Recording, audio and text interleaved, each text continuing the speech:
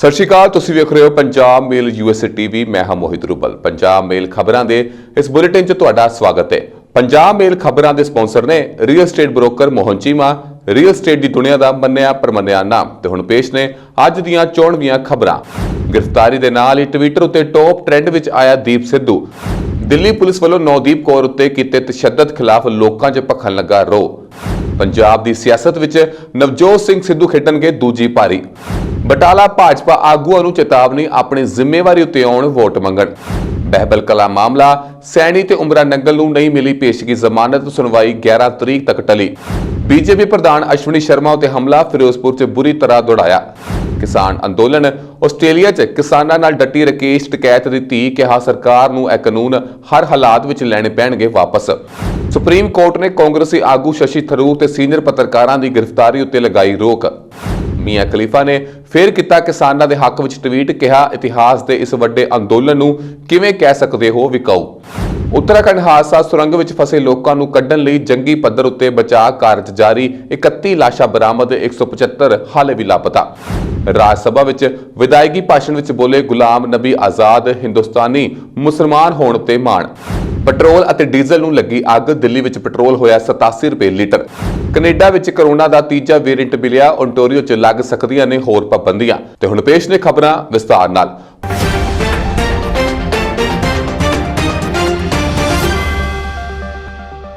ਪੰਜਾਬ ਦੇ ਕਾਂਗਰਸੀ ਸੰਸਦ ਮੈਂਬਰਾਂ ਨੇ ਮੰਗਲਵਾਰ ਨੂੰ ਕਿਹਾ ਕਿ ਉਹ ਸੰਸਦ ਵਿੱਚ ਨਿੱਜੀ ਮੈਂਬਰਾਂ ਦੇ ਬਿੱਲਾਂ ਨੂੰ ਸਰਕਾਰ ਉੱਤੇ ਦਬਾਅ ਬਣਾਉਣ ਲਈ ਸੰਸਦ ਵਿੱਚ ਪੇਸ਼ ਕਰਨਗੇ ਅਤੇ ਖੇਤੀਬਾੜੀ ਕਾਨੂੰਨਾਂ ਨੂੰ ਰੱਦ ਕਰਨ ਲਈ ਹੋਰ ਪਾਰਟੀਆਂ ਦੇ ਸੰਸਦ ਮੈਂਬਰਾਂ ਨੂੰ ਇਸ ਕਦਮ ਵਿੱਚ ਸ਼ਾਮਲ ਹੋਣ ਦੀ ਅਪੀਲ ਕਰਨਗੇ। ਸਾਬਕਾ ਮੰਤਰੀਆਂ ਅਤੇ ਸੰਸਦ ਮੈਂਬਰਾਂ ਮਨੀਸ਼ ਤਿਵਾੜੀ, ਪ੍ਰਨੀਤ ਕੌਰ ਅਤੇ ਕਾਂਗਰਸ ਦੇ ਪੰਜਾਬ ਦੇ ਹੋਰ ਸੰਸਦ ਮੈਂਬਰ ਰਮਨੀਤ ਬਿੱਟੂ, JS ਗਿੱਲ, ਅਮਰ ਸਿੰਘ, ਮੁਹੰਮਦ ਸਦੀਕ ਅਤੇ ਸੰਤੋਖ ਚੌਧਰੀ ਨੇ ਮੰਗਲਵਾਰ ਨੂੰ ਇੱਕ ਸਾਂਝੀ ਪ੍ਰੈਸ ਕਾਨਫਰੰਸ ਕਰਦੇ ਉਹਨਾਂ ਨੇ ਕਿਹਾ ਕਿ ਉਹਨਾਂ ਨੇ ਨਿੱਜੀ ਅਤੇ ਸਮੂਹਕ ਨਿੱਜੀ ਮੈਂਬਰਾਂ ਦੇ ਬਿੱਲ ਪੇਸ਼ ਕੀਤੇ ਹਨ। ਲੋਕ ਸਭਾ ਅਤੇ ਉਹਨਾਂ ਦੇ ਰਾਜ ਸਭਾ ਦੇ ਸਾਥੀਆਂ ਨੂੰ ਇਸ ਦਾ ਪਾਲਣ ਕਰਨ ਲਈ ਕਹਿਣਗੇ। ਪੰਜਾਬ ਦੇ ਕਾਂਗਰਸੀ ਨੇਤਾਵਾਂ ਨੇ ਹੋਰ ਸੰਸਦ ਮੈਂਬਰਾਂ ਨੂੰ ਵੀ ਅਪੀਲ ਕੀਤੀ ਹੈ ਕਿ ਉਹ ਯਕੀਨੀ ਬਣਾਉਣ ਲਈ ਕੇਂਦਰ ਅਤੇ ਪ੍ਰਧਾਨ ਮੰਤਰੀ ਨੂੰ ਖੇਤੀ ਕਾਨੂੰਨਾਂ ਨੂੰ ਰੱਦ ਕਰਨ ਦਾ ਦਬਾਅ ਮਹਿਸੂਸ ਕਰਨ ਲਈ ਯਤਨ ਵਿੱਚ ਸ਼ਾਮਲ ਹੋਣ।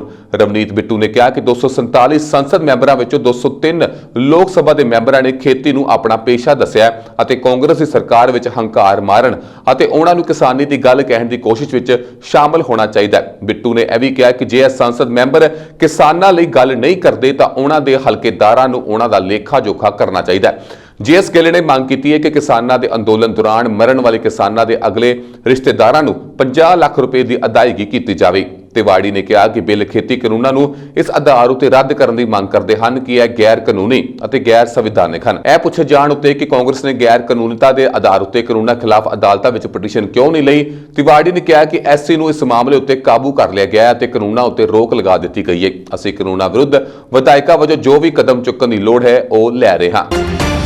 ਗਣਤੰਤਰ ਦਿਵਸ ਮੌਕੇ ਦਿੱਲੀ ਦੇ ਲਾਲ ਕਿਲੇ ਵਿੱਚ ਹੋਈ ਹਿੰਸਾ ਮਾਮਲੇ ਵਿੱਚ ਮੁਲਜ਼ਮ ਵਜੋਂ ਨਾਮਜ਼ਦ ਅਦਾਕਾਰ ਦੀਪ ਸਿੱਧੂ ਨੂੰ ਪੁਲਿਸ ਨੇ ਗ੍ਰਿਫਤਾਰ ਕਰ ਲਿਆ। ਚੇਤੇ ਰਵੇ ਕਿ ਦਿੱਲੀ ਪੁਲਿਸ ਨੇ ਸਿੱਧੂ ਤੇ 3 ਹੋਰ ਮੁਲਜ਼ਮਾਂ ਦੀ ਗ੍ਰਿਫਤਾਰੀ ਲਈ 1 ਲੱਖ ਰੁਪਏ ਦਾ ਇਨਾਮ ਐਲਾਨਿਆ ਸੀ। ਦੀਪ ਸਿੱਧੂ ਉੱਤੇ 26 ਜਨਵਰੀ ਨੂੰ ਦਿੱਲੀ ਵਿੱਚ ਕਿਸਾਨਾਂ ਵੱਲੋਂ ਕੱਢੇ ਟਰੈਕਟਰ ਮਾਰਚ ਦੌਰਾਨ ਕਿਸਾਨਾਂ ਨੂੰ ਭੜਕਾਉਣ ਤੇ ਲਾਲ ਕਿਲੇ ਵਿੱਚ ਦਾਖਲ ਹੋ ਕੇ ਧਾਰਮਿਕ ਝੰਡਾ ਫਹਿਰਾਉਣ ਦਾ ਦੋਸ਼ ਹੈ। ਸੂਤਰਾਂ ਦੀ ਮੰਨੀਏ ਤਾਂ ਦਿੱਲੀ ਪੁਲਿਸ ਦੇ ਸਪੈਸ਼ਲ ਸੈੱਲ ਨੇ ਦੀਪ ਸਿੱਧੂ ਨੂੰ ਜ਼ੀਰਕਪੁਰ ਚੰਡੀਗੜ੍ਹ ਨੇੜਿਓਂ ਗ੍ਰਿਫਤਾਰ ਕੀਤਾ। ਗ੍ਰਿਫਤਾਰੀ ਦੀ ਖਬਰ ਸਾਹਮਣੇ ਆਉਣ ਤੋਂ ਬਾਅਦ ਹੀ ਸੋਸ਼ਲ ਮੀਡੀਆ ਟਵਿੱਟਰ ਉੱਤੇ ਦੀਪ ਸਿੱਧੂ ਟੌਪ 5 ਵਿੱਚ ਟ੍ਰੈਂਡ ਕਰਨ ਲੱਗ ਪਿਆ।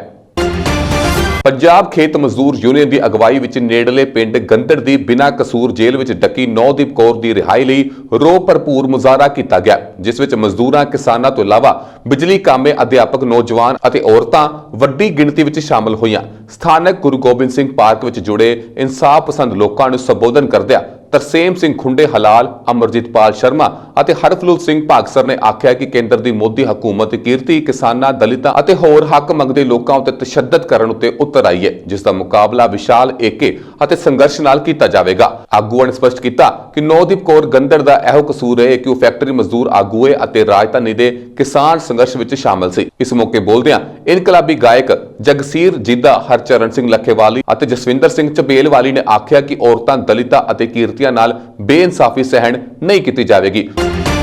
ਪੰਜਾਬ ਦੇ ਸਾਬਕਾ ਮੰਤਰੀ ਨਵਜੋਤ ਸਿੰਘ ਸਿੱਧੂ ਵੱਲੋਂ ਕੱਲ ਸੋਨੀਆ ਗਾਂਧੀ ਨਾਲ ਉਹਨਾਂ ਦੀ ਰਿਹਾਇਸ਼ ਉੱਤੇ ਮੁਲਾਕਾਤ ਕੀਤੀ ਗਈ ਤੇ ਸੂਤਰਾਂ ਅਨੁਸਾਰ ਇਹ ਮੰਨਿਆ ਜਾ ਰਿਹਾ ਹੈ ਕਿ ਇਸ ਮੌਕੇ ਉਹਨਾਂ ਵੱਲੋਂ ਸਿੱਧੂ ਨੂੰ ਪਾਰਟੀ ਵਿੱਚ ਸਰਗਰਮ ਭੂਮਿਕਾ ਦਿੱਤੇ ਜਾਣ ਉੱਤੇ ਚਰਚਾ ਕੀਤੀ ਗਈ ਹੈ। ਇਸ ਸੰਬੰਧੀ ਸੂਤਰਾਂ ਨੇ ਦੱਸਿਆ ਕਿ ਕਿਆਸ ਲਗਾਏ ਜਾ ਰਹੇ ਨੇ ਕਿ ਸਿੱਧੂ ਜੋ ਸੂਬਾ ਕੈਬਨਿਟ ਵਿੱਚੋਂ ਇਸਤੀਫਾ ਦੇਣ ਤੋਂ ਬਾਅਦ ਹੁਣ ਤੱਕ ਲਗਾਤਾਰ ਪੰਜਾਬ ਦੀ ਰਾਜਨੀਤੀ ਤੋਂ ਦੂਰ ਹੀ ਰਹੇ ਹਨ, ਵੱਲੋਂ ਮੰਤਰੀ ਦਾ ਅਹੁਦਾ ਲੈਣ ਲਈ ਦੁਬਾਰਾ ਵਿਚਾਰ ਕਰਨ ਬਾਰੇ ਕਿਹਾ ਗਿਆ ਹੈ। ਜ਼ਿਕਰਯੋਗ ਹੈ ਕਿ ਕ੍ਰਿਕਟਰ ਤੋਂ ਸਿਆਸਤਦਾਨ ਬਣੇ ਨਵਜੋਤ ਸਿੰਘ ਸਿੱਧੂ ਵੱਲੋਂ ਨਾਸ਼ਤੇ ਉੱਤੇ ਮੁੱਖ ਮੰਤਰੀ ਕੈਪਟਨ ਅਮਰਿੰਦਰ ਸਿੰਘ ਨਾਲ ਵੀ ਮੁਲਾਕਾਤ ਕੀਤੀ ਗਈ ਸੀ।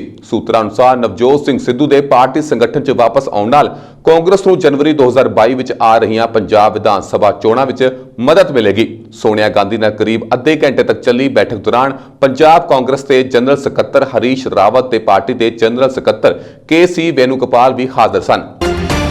ਕੇਂਦਰ ਸਰਕਾਰ ਦੇ ਖੇਤੀ ਕਾਨੂੰਨ ਖਿਲਾਫ ਭਾਜਪਾ ਆਗੂਆਂ ਪ੍ਰਤੀ ਲੋਕਾਂ ਵਿੱਚ ਗੁੱਸਾ ਵੱਧਦਾ ਜਾ ਰਿਹਾ ਹੈ, ਜਿਸ ਦੇ ਚੱਲਦੇ ਕਿਸਾਨਾਂ ਵੱਲੋਂ ਲਗਾਤਾਰ ਪੰਜਾਬ ਆਗੂਆਂ ਦਾ ਘਿਰਾਓ ਕੀਤਾ ਜਾ ਰਿਹਾ ਅਤੇ ਪਿੰਡਾਂ ਵਿੱਚ ਭਾਜਪਾ ਆਗੂਆਂ ਦਾ ਬਾਈਕਾਟ ਜਾਰੀ ਹੈ। ਤਾਜ਼ਾ ਮਾਮਲਾ ਬਟਾਲੇ ਦੇ ਇਲਾਕੇ ਇੰਦਰਜੀਤ ਦਾ ਸਾਹਮਣੇ ਆਇਆ, ਜਿੱਥੇ ਇਲਾਕਾ ਨਿਵਾਸੀਆਂ ਵੱਲੋਂ ਪੂਰੇ ਵਾਰਡ ਦੀਆਂ ਗਲੀਆਂ ਵਿੱਚ ਬੈਨਰ ਲਗਾ ਦਿੱਤੇ ਗਏ ਹਨ, ਜਿਨ੍ਹਾਂ ਉੱਤੇ ਲਿਖਿਆ ਹੈ ਕਿ ਜੇਕਰ ਕੋਈ ਭਾਜਪਾ ਦਾ ਆਗੂ ਜਾਂ ਵਰਕਰ ਨਗਰ ਨਿਗਮ ਚੋਣ ਲਈ ਵੋਟ ਮੰਗਣ ਆਉਂਦਾ ਹੈ ਤਾਂ ਉਹ ਆਪਣੇ ਹਾਲ ਦਾ ਆਪ ਜ਼ਿੰਮੇਵਾਰ ਹੋਵੇਗਾ, ਕਿਉਂਕਿ ਕੇਂਦਰ ਸਰਕਾਰ ਜਦੋਂ ਤੱਕ ਖੇਤੀ ਕਾਨੂੰਨ ਰੱਦ ਨਹੀਂ ਕਰਦੀ ਉਦੋਂ ਤੱਕ ਭਾਜਪਾ ਦਾ ਵਿਰੋਧ ਜਾਰੀ ਰਹੇਗਾ। ਲੋਕਾਂ ਨੇ ਕਿਹਾ ਕਿ ਕਿਸਾਨ ਲਗਾਤਾਰ ਲੰਬੇ ਸਮੇਂ ਤੋਂ ਸੰਘਰਸ਼ ਕਰ ਰਹੇ ਹਨ, ਪਰ ਕੇਂਦਰ ਸਰਕਾਰ ਅੜੀਅਲ ਰਵੱਈਆ ਉੱਤੇ ਕਾਇਮ ਹੈ, ਜਿਸ ਦੇ ਚੱਲਦੇ ਭਾਜਪਾ ਦੇ ਲੀਡਰਾਂ ਨੂੰ ਚਾਹੀਦਾ ਹੈ ਕਿ ਪਹਿਲਾਂ ਕਿਸਾਨਾਂ ਦੀ ਆਵਾਜ਼ ਆਪਣੀ ਸਰਕਾਰ ਤੱਕ ਪਹੁੰਚਾਉਣ, ਫਿਰ ਵੋਟਾਂ ਮੰਗਣ ਆਉਣ। ਬਹਿਬਲ ਗੋਲੀकांड ਵਿੱਚ ਮੁਲਜ਼ਮ ਵਜੋਂ ਨਾਮਜ਼ਦ ਹੋਣ ਤੋਂ ਬਾਅਦ ਪੰਜਾਬ ਦੇ ਸਾਬਕਾ ਡੀਜੀਪੀ ਸੁਮੇਧ ਸੈਣੀ ਅਤੇ ਮੁਅੱਤਲੀ ਅਧੀਨ ਆਈਜੀ ਪਰਮਰਾਜ ਸਿੰਘ ਉਮਰਾ ਨੰਗਲ ਨੇ ਇੱਥੇ ਸੈਸ਼ਨ ਕੋਰਟ ਵਿੱਚ ਅਗਾਊਂ ਜ਼ਮਾਨਤ ਦੀ ਅਰਜ਼ੀ ਲਗਾ ਕੇ ਗ੍ਰਿਫਤਾਰੀ ਉੱਤੇ ਰੋਕ ਲਗਾਉਣ ਦੀ ਮੰਗ ਕੀਤੀ ਸੀ। ਸੈਸ਼ਨ ਜੱਜ ਸੁਮਿਤ ਮਲਹੋਤਰਾ ਨੇ ਇਸ ਮਾਮਲੇ ਦੀ ਸੁਣਵਾਈ 11 ਫਰਵਰੀ ਤੱਕ ਟਾਲ ਦਿੱਤੀ ਹੈ, ਪਰੰਤੂ ਸੁਮੇਧ ਸੈਣੀ ਅਤੇ ਉਮਰਾ ਨੰਗਲ ਦੀ ਗ੍ਰਿਫਤਾਰੀ ਉੱਤੇ ਰੋਕ ਲਾਉਣ ਤੋਂ ਸਾਫ਼ ਇਨਕਾਰ ਕਰ ਦਿੱਤਾ ਹੈ। ਅਦਾਲਤ ਨੇ ਕਿਹਾ ਕਿ ਕਿਸੇ ਵੀ ਤਰ੍ਹਾਂ ਦੀ ਰਾਹਤ ਦੇਣ ਤੋਂ ਪਹਿਲਾਂ ਵਿਸ਼ੇਸ਼ ਜਾਂਚ ਟੀਮ ਨੂੰ ਸੁਣਿਆ ਜਾਣਾ ਜ਼ਰੂਰੀ ਹੈ।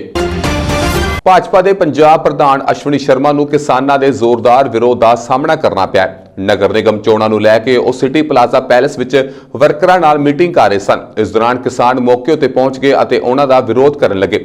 ਹਾਲਾਂਕਿ ਭਾਰੀ ਪੁਲਿਸ ਬਲ ਵੀ ਤਾਇਨਾਤ ਸੀ, ਪਰ ਜਦੋਂ ਅਸ਼ਵਨੀ ਸ਼ਰਮਾ ਬਾਹਰ ਨਿਕਲੇ ਤਾਂ ਕਿਸਾਨਾਂ ਨੇ ਪ੍ਰਦਰਸ਼ਨ ਸ਼ੁਰੂ ਕਰ ਦਿੱਤਾ। ਇਸ ਦੌਰਾਨ ਕੁਝ ਲੋਕਾਂ ਨੇ ਅਸ਼ਵਨੀ ਸ਼ਰਮਾ ਦੀ ਗੱਡੀ ਉੱਤੇ ਡੰਡਿਆਂ ਨਾਲ ਹਮਲਾ ਕਰ ਦਿੱਤਾ। ਇਸ ਹਮਲੇ ਮਗਰੋਂ ਭਾਜਪਾ ਆਗੂ ਨੇ ਵਿਰੋਧ ਵਿੱਚ ਨੈਸ਼ਨਲ ਹਾਈਵੇ ਜਾਮ ਕੀਤਾ। ਅਸ਼ਵਨੀ ਸ਼ਰਮਾ ਨੇ ਕਿਹਾ ਕਿ ਜੇ ਇੰਜ ਹੀ ਕਰਨਾ ਹੈ ਤਾਂ ਫਿਰ ਪੰਜਾਬ ਸਰਕਾਰ ਚੋਣ ਕਿਉਂ ਕਰਵਾ ਰਹੀ ਹੈ। ਕਿਸਾਨ ਜਥੇਬੰਦੀਆਂ ਹਮਲਾਵਰਾਂ ਨੂੰ ਸ਼ਰਾਰਤੀ ਅਨਸਰ ਦੱਸ ਕੇ ਆਪਣਾ ਪੱਲਾ ਨਹੀਂ ਝਾੜ ਸਕਦੀਆਂ। ਕਿਸਾਨ ਯੂਨੀਅਨ ਦੇ ਆਗੂ ਹਰਨੇਕ ਸਿੰਘ ਮਹਿਮਾ ਨੇ ਕਿਹਾ ਕਿ ਅਸ਼ਵਨੀ ਸ਼ਰਮਾ ਦਾ ਵਿਰੋਧ ਜ਼ਰੂਰ ਕੀਤਾ ਗਿਆ, ਪਰ ਸ਼ਾਂਤਮਈ ਢੰਗ ਨਾਲ ਵਿਰੋਧ ਜ਼ਾਹਰ ਕੀਤਾ ਗਿਆ। ਜੋ ਉਹਨਾਂ ਉੱਤੇ ਹਮਲਾ ਕੀਤਾ ਗਿਆ ਉਹ ਕੁਝ ਸ਼ਰਾਰਤੀ ਅਨਸਰਾਂ ਵੱਲੋਂ ਕੀਤਾ ਗਿਆ। ਇਸ ਮਾਮਲੇ ਤੇ ਐਸਪੀ HGS ਚੀਮਾ ਨੇ ਕਿਹਾ ਕਿ ਅਸ਼ਵਨੀ ਸ਼ਰਮਾ ਇੱਥੋਂ ਜਾ ਚੁੱਕੇ ਹਨ। ਸੁਰੱਖਿਆ ਦੇ ਪੁਖਤਾ ਪ੍ਰਬੰਧ ਕੀਤੇ ਗਏ ਸਨ। ਉਸੇ ਸਮੇਂ ਹਮਲੇ ਤੇ ਬੋਲਦੇ ਹੋਏ ਉਹਨਾਂ ਨੇ ਕਿਹਾ ਕਿ ਕੋਈ ਹਮਲਾ ਨਹੀਂ ਹੋਇਆ। ਕਿਸਾਨ ਅੰਦੋਲਨ ਦਰਮਿਆਨ ਰਕੇਸ਼ ਟਕੈਤ ਇੱਕ ਅਜਿਹਾ ਨਾਂ ਹੈ ਜਿਸ ਨੂੰ ਸ਼ਾਇਦ ਹੀ ਕੋਈ ਨਾ ਜਾਣਦਾ ਹੋਵੇ। ਕਿਸਾਨ ਆਗੂ ਰਕੇਸ਼ ਟਕੈਤ ਸ਼ੁਰੂ ਤੋਂ ਹੀ ਕਿਸਾਨਾਂ ਲਈ ਕੰਮ ਕਰਦੇ ਆ ਰਹੇ ਨੇ। ਇਸੇ ਵਿਚਾਲੇ ਹੁਣ ਉਹਨਾਂ ਦੀ ਧੀ ਜੋਤੀ ਟਕੈਤ ਨੇ ਵੀ ਇਸ ਅੰਦੋਲਨ ਵਿੱਚ ਆਪਣੀ ਹਿੱਸੇਦਾਰੀ ਪਾਈ ਹੈ। ਦਰਅਸਲ ਖੇਤੀ ਕਾਨੂੰਨਾਂ ਖਿਲਾਫ ਆਸਟ੍ਰੇਲੀਆ ਦੇ ਵੱਖ-ਵੱਖ ਸ਼ਹਿਰਾਂ ਵਿੱਚ ਵੀ ਸ਼ਾਂਤਮਈ ਧਰਨੇ ਪ੍ਰਦਰਸ਼ਨ ਦਾ ਦੌਰ ਲਗਾਤਾਰ ਜਾਰੀ ਹੈ। ਇਸ ਪ੍ਰਦਰਸ਼ਨ ਵਿੱਚ ਪੰਜਾਬ, ਹਰਿਆਣਾ, ਉੱਤਰ ਪ੍ਰਦੇਸ਼, ਰਾਜਸਥਾਨ, ਆਂਧਰਾ ਪ੍ਰਦੇਸ਼ ਆਦਿ ਰਾਜਾਂ ਦੇ ਨੌਜਵਾਨਾਂ ਨੇ ਖਾਸ ਤੌਰ ਉੱਤੇ ਇਸ ਪ੍ਰਦਰਸ਼ਨ ਵਿੱਚ ਸ਼ਮੂਲੀਅਤ ਕੀਤੀ ਹੈ। ਉੱਥੇ ਹੀ ਹੁਣ ਜੋਤੀ ਟਕੈਤ ਵੱਲੋਂ ਵੀ ਖੁੱਲ੍ਹ ਕੇ ਇਹਨਾਂ ਕਾਨੂੰਨਾਂ ਦਾ ਵਿਰੋਧ ਕੀਤਾ ਜਾ ਰਿਹਾ ਹੈ। ਜੋਤੀ ਨੇ ਇਸ ਪ੍ਰਦਰਸ਼ਨ ਦੌਰਾਨ ਕਿਹਾ ਕਿ ਸਰਕਾਰ ਨੂੰ ਇਹ ਬਿੱਲ ਹਰ ਹਾਲਤ ਵਿੱਚ ਵਾਪਸ ਲੈਣੇ ਪੈਣਗੇ। ਉਸ ਦੇ ਨਾਲ ਵੱਡੀ ਗਿਣਤੀ ਵਿੱਚ ਲੋਕ ਪਰਿਵਾਰਾਂ ਸਮੇਤ ਇਸ ਪ੍ਰਦਰਸ਼ਨ ਵਿੱਚ ਪਹੁੰਚੇ। ਇਸ ਮੌਕੇ ਆਏ ਹੋਏ ਲੋਕਾਂ ਵੱਲੋਂ ਕਿਸਾਨ ਮਜ਼ਦੂਰ ਏਕਤਾ ਦੀਆਂ ਤਖਤੀਆਂ ਫੜ ਕੇ ਭਾਰਤ ਦੀ ਕੇਂਦਰ ਵਿਚਲੀ ਮੋਦੀ ਸਰਕਾਰ, ਅੰਬਾਨੀ, ਅਡਾਨੀ ਦੇ ਖਿਲਾਫ ਜੰਮ ਕੇ ਨਾਅਰੇਬਾਜ਼ੀ ਕੀਤੀ ਗਈ। ਇਸ ਪ੍ਰਦਰਸ਼ਨ ਵਿੱਚ ਕਿਸਾਨ ਮਜ਼ਦੂਰ ਕਾਰਕੁਨ ਨੌਦੀਪ ਕੌਰ ਦੇ ਹੱਕ ਵਿੱਚ ਵੀ ਆਵਾਜ਼ ਬੁਲੰਦ ਕੀਤੀ ਗਈ ਤੇ ਉਸ ਦੀ ਜਲਦ ਰਿਹਾਈ ਦੀ ਮੰਗ ਕੀਤੀ ਗਈ। ਸੁਪਰੀਮ ਕੋਰਟ ਨੇ ਕਾਂਗਰਸ ਆਗੂ ਸ਼ਸ਼ੀ ਥਰੂਰ ਤੇ ਸੀਨੀਅਰ ਪੱਤਰਕਾਰਾਂ ਦੀ ਗ੍ਰਿਫਤਾਰੀ ਉੱਤੇ ਰੋਕ ਲਗਾ ਦਿੱਤੀ ਹੈ। ਸੁਪਰੀਮ ਕੋਰਟ ਨੇ ਜਿਨ੍ਹਾਂ ਲੋਕਾਂ ਨੂੰ ਰਾਹਤ ਦਿੱਤੀ ਹੈ ਉਹਨਾਂ ਵਿੱਚ ਕਾਂਗਰਸੀ ਆਗੂ ਸ਼ਸ਼ੀ ਥਰੂਰ ਤੋਂ ਇਲਾਵਾ ਪੱਤਰਕਾਰਾਂ ਰਾਜਦੀਪ ਸਰਦੇਸਾਈ, ਅਨੰਤਨਾਥ, ਪਰੇਸ਼ਨਾਥ, ਵਿਨੋਦ ਜੋਸ, ਮਿਰਨਾਲ ਪਾਂਡੇ, ਜ਼ਫਰ ਆਗਾ ਹੈ। ਹੁਣ ਅਦਾਲਤ ਵੱਲੋਂ ਇਹਨਾਂ ਸਭ ਦੀ ਗ੍ਰਿਫਤਾਰੀ ਉੱਤੇ ਰੋਕ ਲਗਾ ਦਿੱਤੀ ਗਈ ਹੈ। ਇਸ ਤੋਂ ਇਲਾਵਾ ਇਹਨਾਂ ਸਭ ਉੱਤੇ ਯੂਪੀ ਸਮੇਤ ਹੋਰ ਦੂਸਰੇ ਸੂਬਿਆਂ ਵਿੱਚ ਦਰਜ FIR ਰੱਦ ਕਰਨ ਦੀ ਮੰਗ ਉੱਤੇ ਸੁਪਰੀਮ ਕੋਰਟ ਨੇ ਨੋਟਿਸ ਜਾਰੀ ਕੀਤਾ ਹੈ। ਗਣਤੰਤਰ ਦਿਵਸ ਉੱਤੇ ਖੇਤੀ ਕਾਨੂੰਨ ਵਿਰੋਧੀ ਕਿਸਾਨਾਂ ਦੀ ਟਰੈਕਟਰ ਪਰੇਡ ਦੌਰਾਨ ਹੋਈ ਹਿੰਸਾ ਸੰਬੰਧੀ ਭਰਮਾਊ ਟਵੀਟ ਕਰਨ ਦੇ ਦੋਸ਼ ਵਿੱਚ ਆਪਣੇ ਖਿਲਾਫ ਦਰਜ FIR ਸੰਬੰਧੀ ਕਾਂਗਰਸ MP ਸ਼ਸ਼ੀ ਥਰੂਰ ਤੇ ਪੱਤਰਕਾਰ ਰਾਜਦੀਪ ਸਰਦੇਸਾਈ ਨੇ ਪਿਛਲੇ ਹਫ਼ਤੇ ਸੁਪਰੀਮ ਕੋਰਟ ਦੀ ਪਨਾਹ ਲਈ ਸੀ। ਪੱਤਰਕਾਰ ਮਿਰਨਾਲ ਪਾਂਡੇ, ਜ਼ਫਰ ਆਗਾ, ਪਰੇਸ਼ਨਾਥ ਤੇ ਅਨੰਤਨਾਥ ਨੇ ਇਹਨਾਂ FIR ਖਿਲਾਫ ਸੁਪਰੀਮ ਕੋਰਟ ਦਾ ਰੁਖ ਕੀਤਾ ਸੀ। ਅਮਰੀਕੀ ਅਦਾਕਾਰਾ ਮੀਆਂ ਖਲੀਫਾ ਕਿਸਾਨ ਅੰਦੋਲਨ ਨੂੰ ਲੈ ਕੇ ਕਾਫੀ ਐਕਟਿਵ ਦਿਖਾਈ ਦੇ ਰਹੀ ਹੈ। ਉਹ ਲਗਾਤਾਰ ਕਿਸਾਨ ਅੰਦੋਲਨ ਬਾਰੇ ਟਵੀਟ ਕਰਕੇ ਆਪਣਾ ਸਮਰਥਨ ਜ਼ਾਹਰ ਕਰ ਰਹੀ ਹੈ ਅਤੇ ਨਾਲ ਹੀ ਉਸ ਨੂੰ ਟਰੋਲ ਕਰਨ ਵਾਲਿਆਂ ਨੂੰ ਢੁਕਵਾਂ ਜਵਾਬ ਵੀ ਦੇ ਰਹੀ ਹੈ। ਹਾਲ ਹੀ ਦੇ ਵਿੱਚ ਮੀਆਂ ਖਲੀਫਾ ਨੇ ਕਿਸਾਨ ਅੰਦੋਲਨ ਅਤੇ ਭਾਰਤ ਬਾਰੇ ਟਵੀਟ ਕੀਤਾ ਹੈ ਜੋ ਸੋਸ਼ਲ ਮੀਡੀਆ ਉੱਤੇ ਬਹੁਤ ਵਾਇਰਲ ਹੋ ਰਿਹਾ ਹੈ। ਆਪਣੇ ਟਵੀਟ ਵਿੱਚ ਮੀਆਂ ਖਲੀਫਾ ਨੇ ਕਿਹਾ ਹੈ ਕਿ ਕੋਈ ਵੀ ਕਿਵੇਂ ਇਤਿਹਾਸ ਦੇ ਇੰਨੇ ਵੱਡੇ ਅੰਦੋਲਨ ਨੂੰ ਲੈ ਕੇ ਦਾਅਵਾ ਕਰ ਸਕਦਾ ਹੈ ਕਿ ਸਾਰੇ ਅਦਾਕਾਰਾਂ ਨੂੰ ਪੈਸੇ ਮਿਲੇ ਹਨ। ਮੀਆਂ ਖਲੀਫਾ ਦਾ ਟਵੀਟ ਸੋਸ਼ਲ ਮੀਡੀਆ ਉੱਤੇ ਖੂਬ ਵਾਇਰਲ ਹੋ ਰਿਹਾ ਹੈ। ਮੀਆਂ ਖਲੀਫਾ ਨੇ ਫਾਰਮਰ ਪ੍ਰੋਟੈਸਟ ਤੇ ਟਵੀਟ ਕਰਦੇ ਹੋਏ ਲਿਖਿਆ ਕਿ ਮੈਨੂੰ ਅਹਿਸਾਸ ਹੋਇਆ ਕਿ ਸਾਡੇ ਲਈ ਇਹ ਸਮਝਣਾ ਸਮਝ ਤੋਂ ਬਾਹਰ ਹੈ ਕਿ ਕੋਈ ਕਿਵੇਂ ਇਤਿਹਾਸ ਦੇ ਇਸ ਵਿਸ਼ਾਲ ਅੰਦੋਲਨ ਬਾਰੇ ਦਾਅਵਾ ਕਰ ਸਕਦਾ ਹੈ ਕਿ ਇਹਨਾਂ ਸਾਰੇ ਅਦਾਕਾਰਾਂ ਨੂੰ ਪੈਸੇ ਮਿਲੇ ਹਨ, ਪਰ ਭਾਰਤ ਵਿੱਚ 100 ਕਰੋੜ ਤੋਂ ਵੀ ਵੱਧ ਲੋਕ ਹਨ ਅਤੇ ਅਸੀਂ ਇਸ ਦਾ ਅੰਦਾਜ਼ਾ ਨਹੀਂ ਲਗਾ ਸਕਦੇ। ਦੱਸ ਦਈਏ ਕਿ ਇਸ ਤੋਂ ਪਹਿਲਾਂ ਵੀ ਮੀਆਂ ਖਲੀਫਾ ਨੇ ਕਿਸਾਨਾਂ ਬਾਰੇ ਕਈ ਟਵੀਟ ਕੀਤੇ ਹਨ। ਮੀਆਂ ਖਲੀਫਾ ਨੇ ਆਪਣੇ ਟਵਿੱਟਰ ਹੈਂਡਲ ਤੋਂ ਪ੍ਰਿਯੰਕਾ ਚੋਪੜਾ ਬਾਰੇ ਵੀ ਟਵੀਟ ਕੀਤਾ ਸੀ ਅਤੇ ਨਾਲ ਹੀ ਕਿਸਾਨੀ ਅੰਦੋਲਨ ਬਾਰੇ ਉਹਨਾਂ ਦੀ ਚੁੱਪ ਉੱਤੇ ਸਵਾਲ ਕੀਤਾ ਸੀ। So nice to work hard and truly earn something. Like I earned this amazing delicious dinner. First, I would like to thank Rupi for providing this dinner in exchange for humanitarian propaganda that I have been posting on my social media. And I would like to thank Jagmeet for the amazing dessert. Hold on, let me just put it down so we can all enjoy this together. And I would like to remind everyone that everything does have a price. Mine happens to be samosas, so I can be bought with samosas. Don't forget that. Other people I cannot speak for. Myself, this is enough. This is enough to keep me going. Also, I am a free agent for the highest bidder, whoever can offer the best samosas, so long as they're farmers, because, you know, fresh produce truly makes the meal. Uttarakhand ਦੇ ਚਮੋਲੀ ਜ਼ਿਲ੍ਹੇ ਵਿੱਚ ਰਿਸ਼ੀ ਗੰਗਾ ਵਾਦੀ ਵਿੱਚ ਆਏ ਹੜ੍ਹ ਵਿੱਚ ਮਰਨ ਵਾਲਿਆਂ ਦੀ ਗਿਣਤੀ ਮੰਗਲਵਾਰ ਨੂੰ ਵੱਧ ਕੇ 31 ਤੱਕ ਪਹੁੰਚ ਚੁੱਕੀ ਹੈ। ਜਦੋਂ ਤੱਕ ਕਿ NTPC ਦੇ ਤਪੋਵਨ ਪ੍ਰੋਜੈਕਟ ਦੀ ਸੁਰੰਗ ਵਿੱਚ ਫਸੇ 30-35 ਲੋਕਾਂ ਨੂੰ ਬਾਹਰ ਕੱਢਣ ਲਈ ਫੌਜ ਸਮੇਤ ਕਈ ਏਜੰਸੀਆਂ ਦੇ ਸਾਂਝੇ ਬਚਾਅ ਤੇ ਰਾਹਤ ਕਾਰਜ ਜੰਗੀ ਪੱਧਰ ਉੱਤੇ ਜਾਰੀ ਹਨ। ਜਾਣਕਾਰੀ ਅਨੁਸਾਰ ਹੜ੍ਹ ਪ੍ਰਭਾਵਿਤ ਇਲਾਕੇ ਵਿੱਚ ਵੱਖ-ਵੱਖ ਥਾਵਾਂ ਤੋਂ ਕੁੱਲ 31 ਲਾਸ਼ਾਂ ਬਰਾਮਦ ਹੋਈਆਂ ਨੇ, ਜਦਕਿ 175 ਹੋਰ ਲਾਪਤਾ ਨੇ। ਸੂਬੇ ਦੇ ਮੁੱਖ ਮੰਤਰੀ ਨੇ ਮੰਗਲਵਾਰ ਸਵੇਰੇ ਇਲਾਕੇ ਦਾ ਹਵਾਈ ਸਰਵੇਖਣ ਕੀਤਾ ਅਤੇ ਹਾਦਸੇ ਦੇ ਜ਼ਖਮੀਆਂ ਨਾਲ ਮੁਲਾਕਾਤ ਕੀਤੀ ਤੇ ਉਹਨਾਂ ਦਾ ਹਾਲ-ਚਾਲ ਪੁੱਛਿਆ। ਰਿਸ਼ੀ ਗੰਗਾ ਅਤੇ ਤਪੋਵਨ ਬਿਜਲੀ ਪ੍ਰੋਜੈਕਟ ਵਿੱਚ ਕੰਮ ਕਰਨ ਵਾਲੇ ਅਤੇ ਆਲੇ-ਦੁਆਲੇ ਰਹਿਣ ਵਾਲੇ ਕਰੀਬ ਅੱਧਾ ਦਰਜਨ ਲੋਕ ਇਸ ਹਾਦਸੇ ਵਿੱਚ ਜ਼ਖਮੀ ਹੋਏ ਹਨ।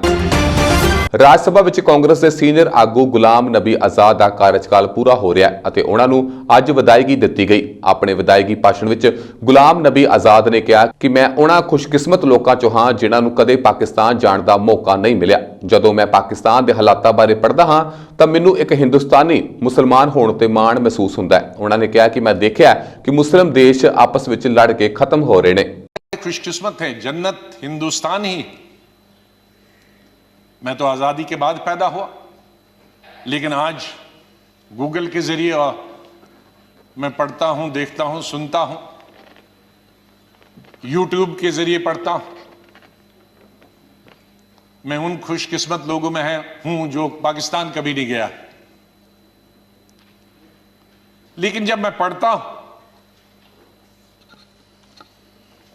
कि वहां किस तरह के हालात हैं पाकिस्तान के अंदर, तो मुझे गौरव महसूस होता है, मुझे फख्र महसूस होता है कि हम हिंदुस्तानी मुसलमान हैं। और बल्कि अगर मैं आज कहूंगा विश्व में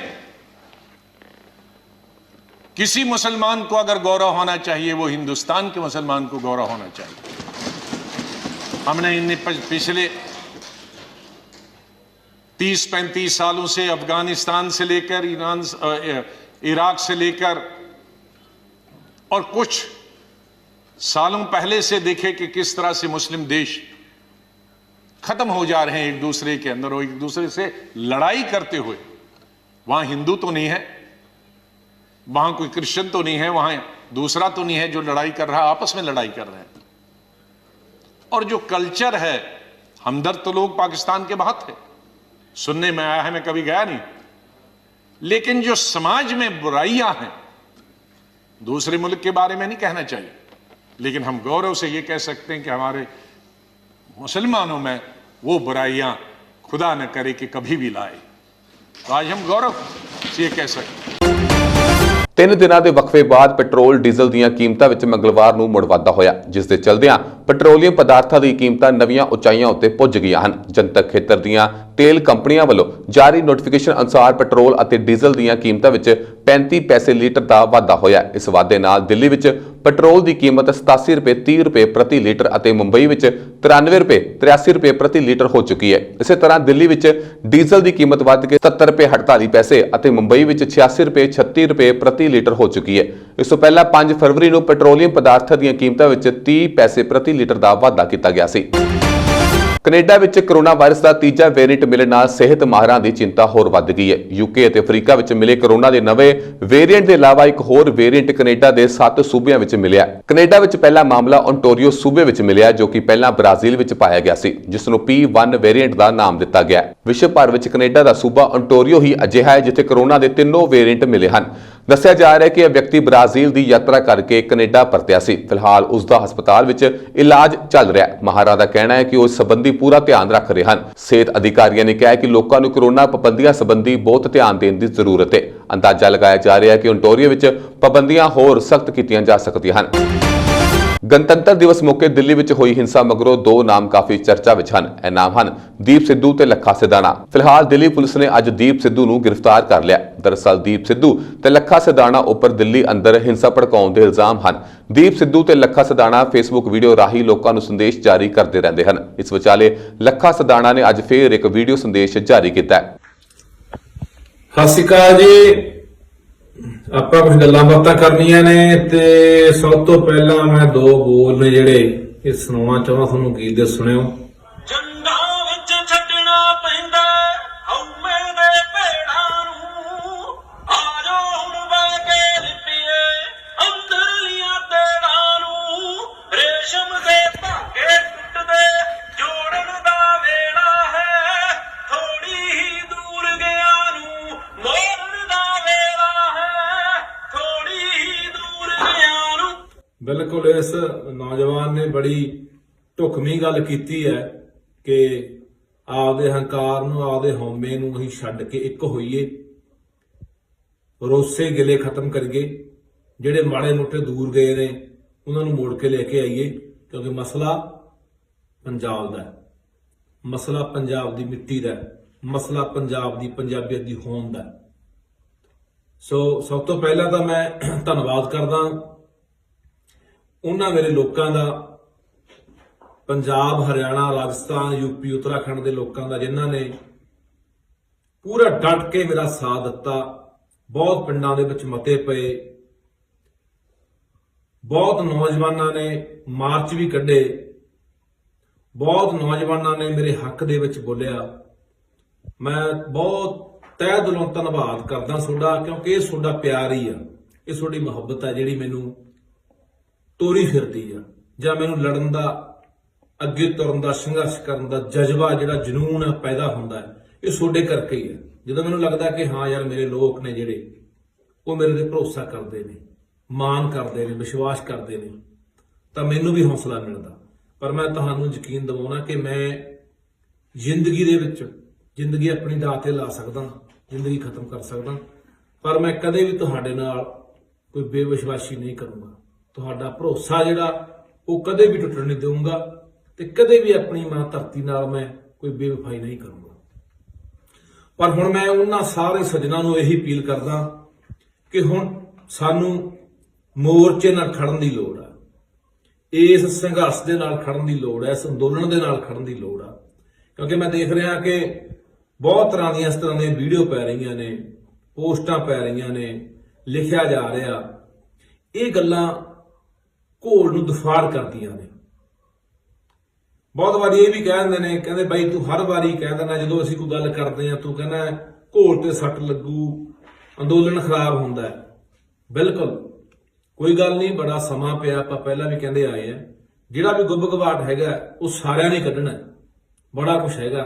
ਪਰ ਮੇਰਾ ਵੀਰ ਅੱਜ ਤੁਹਾਨੂੰ ਮੈਂ ਹੱਥ ਬੰਨ੍ਹ ਕੇ ਬੇਨਤੀ ਕਰਦਾ, ਇਸ ਤਰ੍ਹਾਂ ਦੀਆਂ ਪੋਸਟਾਂ, ਇਸ ਤਰ੍ਹਾਂ ਦੀਆਂ ਵੀਡੀਓ ਬਣਾਉਣੀਆਂ ਤੋਂ ਗੁਰੇਜ਼ ਕਰੋ, ਜਿਹਦੇ ਨਾਲ ਇਸ ਅੰਦੋਲਨ ਨੂੰ, ਇਸ ਘੋਲ ਨੂੰ ਸੱਟ ਲੱਗੇ। ਹੁਣ ਆਪਾਂ ਦੇਖ ਰਹੇ ਹਾਂ ਮਾਹੌਲ ਆ ਜਿਹੜਾ ਕਿ ਹਰਿਆਣੇ ਦੇ ਵਿੱਚ ਪੰਚਾਇਤਾਂ ਹੋ ਰਹੀਆਂ ਨੇ, ਰਾਜਸਥਾਨ ਦੇ ਵਿੱਚ ਹੋ ਰਹੀਆਂ ਨੇ, ਯੂਪੀ ਦੇ ਵਿੱਚ ਹੋ ਰਹੀਆਂ ਨੇ, ਵੱਡੇ ਵੱਡੇ ਇਕੱਠ ਹੋ ਰਹੇ ਨੇ, ਉਹਨਾਂ ਦੇ ਆਗੂ ਨੇ ਜਿਹੜੇ ਹਰਿਆਣਾ, ਰਾਜਸਥਾਨ, ਯੂਪੀ ਤੋਂ ਕਰ ਰਹੇ ਨੇ। ਪਰ ਪੰਜਾਬ ਵਾਲੇ ਲੋਕਾਂ ਦੇ ਵਿੱਚ ਹਲੇ ਇਹੀ ਗੱਲਾਂ, ਇਹੀ ਕਸ਼ਮਕਸ਼ ਚੱਲੀ ਜਾਂਦੀ ਹੈ, ਕੌਣ ਸਹੀ ਹੈ ਕੌਣ ਗਲਤ ਹੈ। ਸੋ ਮੈਂ ਤੁਹਾਨੂੰ ਇਹ ਬੇਨਤੀ ਕਰਦਾ, ਸਹੀ ਗਲਤ ਦਾ ਫੈਸਲਾ ਸਮੇਂ ਨੇ ਕਰ ਦੇਣਾ ਹੁੰਦਾ ਹੈ। ਸਹੀ ਨੇ ਵੀ ਸਾਹਮਣੇ ਆ ਜਾਣਾ ਤੇ ਗਲਤ ਨੇ ਵੀ ਸਾਹਮਣੇ ਆ ਜਾਣਾ। ਸੋ ਮੇਰਾ ਵੀਰ, ਮੈਂ ਬੇਨਤੀ ਕਰਦਾ ਕਿ ਹੁਣ ਸਾਡੇ ਕੋਲ ਸਮਾਂ ਨਹੀਂ ਆ, ਹੁਣ ਅਸੀਂ ਇਕਜੁੱਟ ਹੋਈਏ, ਇਕੱਠੇ ਹੋਈਏ। ਮੈਂ ਕਿਸਾਨ ਆਗੂਆਂ ਨੂੰ ਵੀ ਅਪੀਲ ਕਰਦਾ, ਜਿਹੜੇ ਸਾਡੇ ਪੰਜਾਬ ਦੇ ਕਿਸਾਨ ਆਗੂ ਹੈ, ਕਿ ਸਭ ਤੋਂ ਪਹਿਲਾਂ ਤੁਹਾਨੂੰ ਸਾਰਿਆਂ ਨੂੰ ਇਕੱਠੇ ਹੋਣ ਦੀ ਲੋੜ ਹੈ। ਮੈਂ ਪਹਿਲਾਂ ਵੀ ਕਿਹਾ ਸੀ ਵੀ ਜਿਹੜੇ ਵੀ ਸਸਪੈਂਡ ਵਗੈਰਾ ਕੀਤੇ ਨੇ ਉਹਨਾਂ ਨੂੰ ਨਾਲ ਜੋੜ ਕੇ ਚੱਲੋ, ਜਿਹੜੇ ਪਰਲੀ ਸਟੇਜ ਵਾਲੇ ਉਹਨਾਂ ਨੂੰ ਵੀ ਨਾਲ ਲੈ ਕੇ ਚੱਲੋ। ਤੁਹਾਡੇ ਏਕੇ ਨਹੀਂ, ਤੁਹਾਡੀ ਤਾਕਤ ਬਣਨਾ ਹੈ। ਬਾਕੀ ਮੈਂ ਪੰਜਾਬ ਦੇ ਕਿਸਾਨ ਆਗੂਆਂ ਨੂੰ ਇਹ ਵੀ ਅਪੀਲ ਕਰਦਾ ਕਿ ਜਿਵੇਂ ਹਰਿਆਣਾ, ਰਾਜਸਥਾਨ, ਯੂਪੀ, ਇਹਨਾਂ ਸੂਬਿਆਂ ਦੇ ਵਿੱਚ ਵੱਡੇ ਵੱਡੇ ਇਕੱਠ ਹੋ ਰਹੇ ਨੇ, ਤੁਹਾਡਾ ਫਰਜ਼ ਬਣਦਾ ਕਿ ਇੱਕ ਤੁਹਾਡੀ ਟੀਮ ਹੈ ਜਿਹੜੀ ਦੂਜੇ ਨੰਬਰ ਦੀ ਟੀਮ ਹੈ, ਉਹਨੂੰ ਪੰਜਾਬ 'ਚ ਭੇਜਿਆ ਜਾਵੇ। ਪੰਜਾਬ ਦੇ ਵਿੱਚ ਜ਼ਿਲ੍ਹਿਆਂ ਦੇ ਹਿਸਾਬ ਦੇ ਨਾਲ, ਹਲਕਿਆਂ ਦੇ ਹਿਸਾਬ ਦੇ ਨਾਲ, ਪਿੰਡਾਂ ਦੇ ਹਿਸਾਬ ਦੇ ਨਾਲ ਵੱਡੇ ਇਕੱਠ ਕੀਤੇ ਜਾਣ, ਲੋਕਾਂ ਨੂੰ ਸਮਝਾਇਆ ਜਾਵੇ, ਲੋਕਾਂ 'ਚ ਦੁਬਾਰਾ ਉਹ ਵਿਸ਼ਵਾਸ ਜਿਹੜਾ ਪੈਦਾ ਕੀਤਾ ਜਾਵੇ। ਇਹ ਵੀ ਫਰਜ਼ ਬਣਦਾ ਹੈ, ਇਹ ਤੇ ਵੀ ਗੌਰ ਕਰਿਓ। ਅਸੀਂ ਤੁਹਾਡੇ ਨਾਲ ਹੈ, ਮੇਰੀ ਜਿੱਥੇ ਵੀ ਡਿਊਟੀ ਲੱਗੂਗੀ। ਵੈਸੇ ਮੈਂ ਬਿਨਾਂ ਡਿਊਟੀ ਤੋਂ ਜਾਣ ਨੂੰ ਤਿਆਰ ਹਾਂ। ਪੰਜਾਬ ਦੇ ਵਿੱਚ ਜਦੋਂ ਵੀ ਕੋਈ ਇਸ ਤਰ੍ਹਾਂ ਦਾ ਤੁਸੀਂ ਮਾਹੌਲ ਪ੍ਰੋਗਰਾਮ ਕੋਈ ਲੀਕਦੇ ਆ ਕਿ ਪੰਜਾਬ ਦੇ ਵਿੱਚ ਆਪਾਂ ਨੂੰ ਦੁਬਾਰਾ ਇਕੱਠ ਕਰਕੇ ਜ਼ਿਲ੍ਹੇ ਵਾਈਜ਼ ਲੋਕਾਂ ਨੂੰ ਲਾਮਬੰਦ ਕਰਨ ਦੀ ਲੋੜ ਹੈ, ਲੋਕਾਂ 'ਚ ਹੌਸਲਾ ਭਰਨ ਦੀ ਲੋੜ ਹੈ, ਲੋਕਾਂ ਨੂੰ ਨਾਲ ਜੋੜਨ ਦੀ ਲੋੜ ਆ। ਕਿਉਂਕਿ ਲੋਕਾਂ ਨੇ ਸਾਡੀ ਕਿੱਡਾ ਵੱਡਾ ਇਹ ਅੰਦੋਲਨ ਪੰਜਾਬ ਨੇ ਚਲਾਇਆ, ਸ਼ੁਰੂਆਤ ਪੰਜਾਬ ਨੇ ਕੀਤੀ, ਝੋਕਿਆ ਪੰਜਾਬ ਨੇ ਆਪਣੇ ਆਪ ਨੂੰ। ਪਰ ਅੱਜ ਇਹ ਅੰਦੋਲਨ ਮੈਨੂੰ ਕਿਸੇ ਹੋਰ ਹੱਥਾਂ 'ਚ ਜਾਂਦਾ ਦਿਖਦਾ ਹੈ। ਮੈਂ ਇਹ ਨਹੀਂ ਕਹਿੰਦਾ, ਮੈਂ ਕਦੇ ਸ਼ੱਕ ਨਹੀਂ ਕਰਦਾ। ਯੂਪੀ ਵਾਲੇ ਆ, ਹਰਿਆਣੇ ਵਾਲੇ ਆ, ਰਾਜਸਥਾਨ ਵਾਲੇ, ਸਾਰੇ ਸਾਡੇ ਭਰਾ ਨੇ, ਇਕੱਠੇ ਹੋ ਕੇ ਆਪਾਂ ਅੰਦੋਲਨ ਜਿਹੜਾ ਇਹ ਲੜਿਆ, ਇੱਥੋਂ ਤੱਕ ਪਹੁੰਚੇ ਆ। ਸਾਰਿਆਂ ਦਾ ਬਹੁਤ ਵੱਡਾ ਸਹਿਯੋਗ ਰਿਹਾ। ਪਰ ਕਈ ਵਾਰੀ ਨਾ ਆਪਾਂ ਆਪਣੇ ਆਪ ਦੀ ਬੰਦੇ ਨੂੰ ਵਿਸ਼ਵਾਸ ਨਹੀਂ ਰਹਿੰਦਾ ਹੁੰਦਾ, ਆਪਣੇ ਆਪ ਦੀ ਬੰਦਾ ਭਰੋਸਾ ਗਵਾ ਲੈਂਦਾ ਹੈ। ਤੇ ਉਹ ਅਸੀਂ ਜਦੋਂ ਆਪਦਾ ਭਰੋਸਾ ਗਵਾਵਾਂਗੇ ਨਾ, ਆਪਦੇ ਲੋਕਾਂ 'ਚੋਂ ਵੀ ਤੇ ਆਪਣੇ 'ਚੋਂ ਵੀ, ਤਾਂ ਉਦੋਂ ਫਿਰ ਅਸੀਂ ਕਈ ਵਾਰੀ ਸਾਰਾ ਹੀ ਆਪਣਾ ਮੋਰਚਾ ਜਿਹੜਾ ਅੰਦੋਲਨਾਂ ਸੰਘਰਸ਼ ਵਾਲੇ ਇੰਨਾ ਚਿਰ ਲੜਦੇ ਨੂੰ ਆਪਾਂ ਨੂੰ ਹੋ ਗਏ 7 ਮਹੀਨੇ, ਉਹ ਕਿਸੇ ਦੇ ਹੋਰ ਦੇ ਹੱਥਾਂ 'ਚ ਲੈ ਜਾਵੇ ਤੇ ਉਹ ਆਪਣੇ ਹਿਸਾਬ ਨਾਲ ਫੈਸਲੇ ਲੈ ਲੈਣ ਤੇ ਆਪਣੇ ਕੋਲ ਉਦੋਂ ਕੋਈ ਕਹਿਣ ਨੂੰ ਗੱਲ ਹੀ ਨਾ ਰਹੇ, ਜਾਂ ਆਪਣੀ ਸਮਰੱਥਾ ਹੀ ਨਾ ਹੋਵੇ, ਜਾਂ ਤਾਕਤ ਹੀ ਨਾ ਹੋਵੇ, ਤਾਂ ਫਿਰ ਮੈਨੂੰ ਲੱਗਦਾ ਕਿ ਉੱਥੇ ਆਪਾਂ ਬਹੁਤ ਵੱਡਾ ਨੁਕਸਾਨ ਕਰਾਵਾਂਗੇ। ਸੋ ਅੱਜ ਮੈਂ ਪੰਜਾਬ ਦੇ ਆਗੂਆਂ ਨੂੰ ਪਹਿਲਾਂ ਵੀ ਕਿਹਾ ਸੀ ਕਿ ਤੁਹਾਨੂੰ ਆਪਣੇ ਆਪ ਤੇ ਭਰੋਸਾ ਤਾਂ ਤੁਹਾਡਾ ਬਣੂਗਾ, ਸਾਰੇ ਇੱਕ ਹੋ ਜਾਓ, ਇੱਕੋ ਹੀ ਗੱਲ ਕਰੋ, ਦੂਜੀ ਗੱਲ ਨਾ ਕਰੋ। ਪੰਜਾਬ ਦੇ ਲੋਕਾਂ 'ਚ ਆਓ, ਪੰਜਾਬ ਦੇ ਲੋਕਾਂ 'ਚ ਵਿਚਰੋ, ਪੰਜਾਬ ਦੇ ਲੋਕਾਂ ਨੂੰ ਨਾਲ ਲੈ ਕੇ ਤੁਰੋ। ਜਦੋਂ ਪੰਜਾਬ ਦੁਬਾਰਾ ਉਸ ਤਰ੍ਹਾਂ ਹੀ ਮਾਹੌਲ ਬਣ ਗਿਆ ਪੰਜਾਬ ਦੇ ਵਿੱਚ, ਤਾਂ ਫਿਰ ਇਹ ਫੈਸਲਾ ਵੀ ਪੰਜਾਬ ਦੇ ਆਗੂਆਂ ਦੇ ਹਿਸਾਬ ਨਾਲ ਹੀ ਹੋਊਗਾ। ਕੱਲ ਨੂੰ ਕੋਈ ਵੀ ਸਰਕਾਰ ਫੈਸਲਾ ਕਰਦੀ ਹੈ, ਕੋਈ ਸਰਕਾਰ ਗੱਲਬਾਤ ਕਰਦੀ ਹੈ, ਤਾਂ ਪੰਜਾਬ ਦੇ ਆਗੂ, ਜਿਵੇਂ ਪਹਿਲਾਂ ਪੰਜਾਬ ਦੇ ਆਗੂ 32 ਆਗੂ ਪੰਜਾਬ ਦੇ ਜਾਂਦੇ ਹੁੰਦੇ ਸਰਕਾਰ ਨਾਲ ਮੀਟਿੰਗ ਕਰਨ, ਤਾਂ ਉਹੀ ਦੁਬਾਰੇ ਜਿਹੜਾ ਉਹ ਮਾਹੌਲ ਬਣਾਉਣਾ ਪੈਣਾ। ਇਹ ਆਗੂਆਂ ਦੇ ਸਿਰ ਤੇ ਖੜੀ ਹੈ ਗੱਲ। ਤੁਹਾਨੂੰ ਮੈਂ ਵਾਰ-ਵਾਰ ਅਪੀਲ ਕਰਦਾ, ਅਸੀਂ ਤੁਹਾਡੇ ਨਾਲ, ਚਟਾਨ ਨੂੰ ਖੜੇ ਤੁਹਾਡੇ ਨਾਲ, ਪੂਰਾ ਪੰਜਾਬ ਤੁਹਾਡੇ ਨਾਲ ਖੜਾ ਹੈ। ਪਰ ਤੁਹਾਨੂੰ ਆਪ ਪਹਿਲ ਕਰਨੀ ਪੈਣੀ ਹੈ। ਉੱਥੇ ਨਹੀਂ ਹੁਣ ਬੈਠ ਕੇ ਗੱਲ ਬਣਨੀ ਵੀ ਆਪਾਂ ਦਿੱਲੀ 'ਚ ਬੈਠੇ, ਠੀਕ ਹੈ, ਤੁਹਾਡੀ ਇੱਕ ਟੀਮ ਉੱਥੇ ਕੰਮ ਕਰੇ, ਇੱਕ ਟੀਮ ਤੁਹਾਡੀ ਪੰਜਾਬ 'ਚ ਆ ਕੇ ਕੰਮ ਕਰੇ। ਤੀਜੀ ਗੱਲ ਮੈਂ ਜਿਹੜੀ ਕਹਿਣਾ ਚਾਹੁੰਦਾ ਉਹ ਇਹ ਹੈ ਕਿ ਆਗੂਆਂ ਨੂੰ ਉਹ ਜਿਹੜੀ ਕੁੜੀ ਨਵਦੀਪ ਕੁੜੀ ਹੈ, ਉਹ ਸਾਰਾ ਆਪਾਂ ਦੇਖਿਆ ਕਿ ਕਿਹੋ ਜਿਹੀ ਉਹਦੇ ਨਾਲ ਸਲੂਕ ਕੀਤਾ ਗਿਆ। ਰੋਜ਼ ਆਪਾਂ ਦੇਖਦੇ ਹਾਂ ਮੀਡੀਆ 'ਚ ਆ ਰਹੀਆਂ ਨੇ ਗੱਲਾਂ ਬਾਤਾਂ। ਸਾਨੂੰ ਉਹਦੇ ਹੱਕ ਦੇ ਵਿੱਚ ਵੀ ਕੋਈ ਵੱਡਾ ਫੈਸਲਾ ਲੈਣ ਦੀ ਲੋੜ ਆ। ਜਿਹੜੇ ਸਾਡੇ ਨੌਜਵਾਨ ਜੇਲ੍ਹਾਂ 'ਚ ਗਏ ਨੇ ਉਹਨਾਂ ਦੇ ਹੱਕ ਦੇ ਵਿੱਚ ਵੀ, ਜਿਹੜੇ ਨੌਜਵਾਨ ਹਲੇ ਲਾਪਤਾ ਵੀ ਹੈਗੇ ਨੇ ਪਤਾ ਲੱਗਿਆ, ਉਹਨਾਂ ਦੇ ਹੱਕ ਦੇ ਵਿੱਚ ਵੀ ਸਾਨੂੰ ਅੱਜ ਵੱਡੀ ਮੁਹਿੰਮ ਚਲਾਉਣ ਦੀ ਲੋੜ ਆ, ਤਾਂ ਕਿ ਸਾਰਿਆਂ ਨੂੰ ਆਪਾਂ ਇਕੱਠੇ ਕਰਕੇ ਲੋਕਾਂ ਦਾ ਭਰੋਸਾ ਜਿੱਤ ਸਕੀਏ ਵੀ ਹਾਂ ਜੋ ਹੋ ਗਿਆ ਹਵਾ ਗਿਆ, ਸਾਰੇ ਆਪਣੇ ਨਾਲ ਆ, ਸਾਰੇ ਸਾਡੇ ਨੇ, ਉਹ ਬਗਾਨੇ ਨਹੀਂ ਹੈਗੇ। ਉਹ ਕੋਈ ਆਪਦੀ ਨਿੱਜੀ ਲੜਾਈ ਨਹੀਂ ਸੀ ਕੋਈ ਲੜਨ ਗਿਆ ਉੱਥੇ, ਕੋਈ ਆਪਣੇ ਖਾਲ ਵੱਟ ਦਾ ਰੌਲੇ ਕਰਕੇ ਨਹੀਂ ਸੀ ਗਿਆ, ਕੋਈ ਆਪਣੀ ਇਕੱਲੀ ਜ਼ਮੀਨ ਕਰਕੇ ਨਹੀਂ ਗਿਆ ਸੀ। ਸਾਰੇ ਪੰਜਾਬੀ ਨੇ ਜਿਹੜੇ ਪੂਰੇ ਪੰਜਾਬ ਲਈ ਗਏ ਸੀ। ਸੋ ਇਹ ਗੱਲਾਂ ਤੇ ਹੁਣ ਗੌਰ ਕਰਿਓ। ਬਾਰ-ਬਾਰ ਮੈਂ ਤੁਹਾਨੂੰ ਇਹ ਗੁਜ਼ਾਰਿਸ਼ਾਂ ਕਰਦਾ ਕਿ ਰੋਸੇ ਗਿਲੇ ਬਹੁਤ ਛੋਟੀਆਂ ਗੱਲਾਂ ਨੇ ਸਾਡੀਆਂ, ਇਹ ਬਹੁਤ ਛੋਟੀਆਂ ਨੇ, ਪਰ ਇਹ ਪੰਜਾਬ ਦਾ ਮਸਲਾ ਹੈ। ਦੇਖਿਓ, ਮੈਂ ਬਾਰ-ਬਾਰ ਕਹਿਣਾ ਹੁੰਦਾ ਕਿ ਜੇ ਅਸੀਂ ਇੱਥੇ ਗਲਤੀ ਕਰ ਗਏ ਨਾ, ਸਿਰਫ ਆ ਰੋਸੇ ਗਿਲੇ ਲੈ ਕੇ ਅਸੀਂ ਬੈਠੇ ਰਹੇ, ਜਾਂ ਅਸੀਂ ਹੰਕਾਰਾਂ ਦੇ ਵਿੱਚ ਫਸੇ ਰਹੇ, ਤਾਂ ਮੈਨੂੰ ਲੱਗਦਾ ਕਿ ਅਸੀਂ ਪੰਜਾਬ ਦਾ ਬਹੁਤ ਵੱਡਾ ਨੁਕਸਾਨ ਕਰਾ ਲੈਣਾ ਤੇ ਆਉਣ ਵਾਲੀਆਂ ਪੀੜ੍ਹੀਆਂ ਨੇ, ਆਉਣ ਵਾਲੀਆਂ ਨਸਲਾਂ ਨੇ ਸਾਨੂੰ ਮਾਫ ਨਹੀਂ ਕਰਨਾ ਵੀ ਇਹ ਸਾਡੇ ਆਗੂ ਉਦੋਂ ਸਿਰਫ ਆਪਦੇ ਰੁੱਸੇ ਗਿੱਲੇ ਲੈ ਕੇ ਉੱਥੇ ਲੜੀ ਗਿਆ, ਉਸ ਵਿੱਚ ਜਿੱਤੋ ਜਿੱਤੀ ਹੋਏ ਗਏ ਤੇ ਪੰਜਾਬ ਹਰਾਤਾ ਇਹਨਾਂ ਨੇ। ਸੋ ਸਾਡੀਆਂ ਗੱਲਾਂ ਬਹੁਤ ਛੋਟੀਆਂ ਨੇ, ਛੱਡ ਦਿਓ ਭਰਾ ਬਣ ਕੇ ਗੱਲਾਂ ਬਾਤਾਂ। ਪੰਜਾਬ ਜਿੱਤਣਾ ਬਹੁਤ ਜ਼ਰੂਰੀ ਹੈ। ਮੈਂ ਤੁਹਾਨੂੰ ਆਪਣੇ ਵੱਲੋਂ ਪੂਰਨ ਭਰੋਸਾ ਦਿਵਾਉਣਾ ਵੀ ਮੈਂ ਮਰਦੇ ਦਮ ਤੱਕ ਤੁਹਾਡੇ ਨਾਲ ਖੜਾ। ਹਰ ਤਰ੍ਹਾਂ ਦਾ ਕੋਈ ਵੀ ਗੱਲਬਾਤ ਆ ਮੈਂ ਝੱਲਣ ਨੂੰ ਤਿਆਰ ਹਾਂ, ਕਿਉਂਕਿ ਮੈਂ ਲੜ ਪੰਜਾਬ ਲਈ ਰਿਹਾ, ਆਪਣੀ ਧਰਤੀ ਮਾਂ ਲਈ ਰਿਹਾ। ਕੋਈ ਗੱਲ ਨਹੀਂ, ਮੈਂ ਪਹਿਲਾਂ ਵੀ ਕਿਹਾ ਜਦੋਂ ਫਿਰ ਹੋਣ ਦੀ ਲੜਾਈ ਲੜਦੇ ਨੇ ਲੋਕ ਕੌਮਾਂ ਤਾਂ ਫਿਰ ਬੜਾ ਕੁਝ ਝੱਲਣਾ ਪੈਂਦਾ ਹੁੰਦਾ ਭਰਾਵੋ। ਉਹਦੇ ਲਈ ਵੀ ਤਿਆਰ ਰਹਿਣਾ ਚਾਹੀਦਾ। ਅਸੀਂ ਤਿਆਰ ਹਾਂ। ਸੋ ਆਓ ਆਪਾਂ ਇਕੱਠੇ ਹੋ ਕੇ, ਮੈਂ ਦੁਬਾਰੇ ਨੌਜਵਾਨਾਂ ਨੂੰ ਅਪੀਲ ਕਰੂੰਗਾ, ਪੰਜਾਬ ਜਾਣਾ ਪਵੇ ਮੈਨੂੰ ਇਕੱਠ ਕਰਨੇ ਪੈਣ, ਪਰ ਤੁਸੀਂ ਇਸ ਮਸਲੇ ਤੇ ਕੋਈ ਫੈਸਲਾ ਲੈ ਕੇ ਕੋਈ ਨਾ ਕੋਈ ਪ੍ਰੋਗਰਾਮ ਦਿਓ, ਅਸੀਂ ਉਹਦੇ ਫੁੱਟ ਚੜਾਵਾਂਗੇ। ਵਾਹਿਗੁਰੂ ਜੀ ਕਾ ਖਾਲਸਾ, ਵਾਹਿਗੁਰੂ ਜੀ ਕੀ ਫਤਿਹ। ਇਹ ਸਨ ਹੁਣ ਤੱਕ ਦੀਆਂ ਖਾਸ ਖਬਰਾਂ। ਦੇਸ਼ ਵਿਦੇਸ਼ ਦੀਆਂ ਹੋਰ ਖਬਰਾਂ ਲਈ ਤੁਸੀਂ ਦੇਖਦੇ ਰਹੋ ਪੰਜਾਬ ਮੇਲ USA TV। ਧੰਨਵਾਦ।